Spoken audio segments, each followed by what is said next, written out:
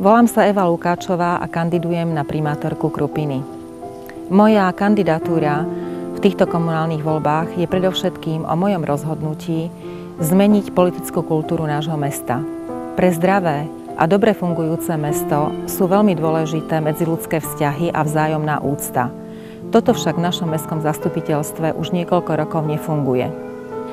Chcem robiť komunálnu politiku a vnímať ju ako svoje poslanie slúžiť ľuďom.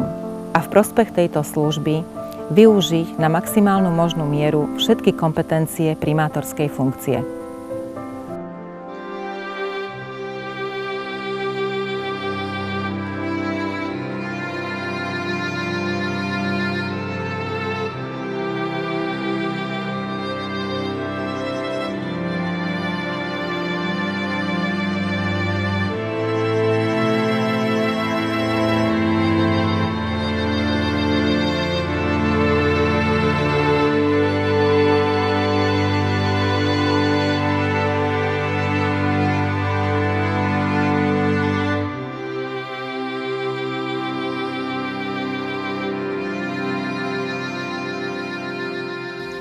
Na pozícii hlavnej kontrolórky mesta som pôsobila 14 rokov. Získala som cenné skúsenosti v oblasti financovania, rozpočtovej politiky a legislatívy mesta.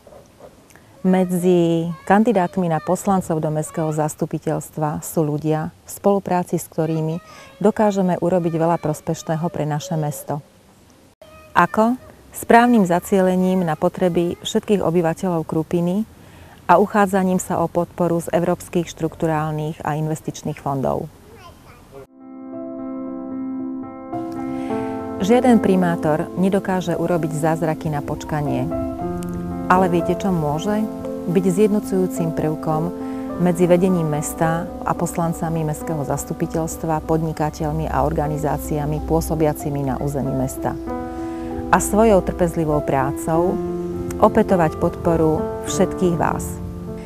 Som presvedčená, že nastal čas, aby naše mesto riadili ľudia nielen s rozumom, ale aj srdcom. Ľudia slobodní, čestní, s jasnou víziou. V spolupráci s vami a vašou podporou verím v šancu a nádej na zmenu k lepšiemu. Inžinierka Eva Lukáčová kandiduje na primátorku mesta Krupina ako nezávislá kandidátka. Správna žena na správnom mieste.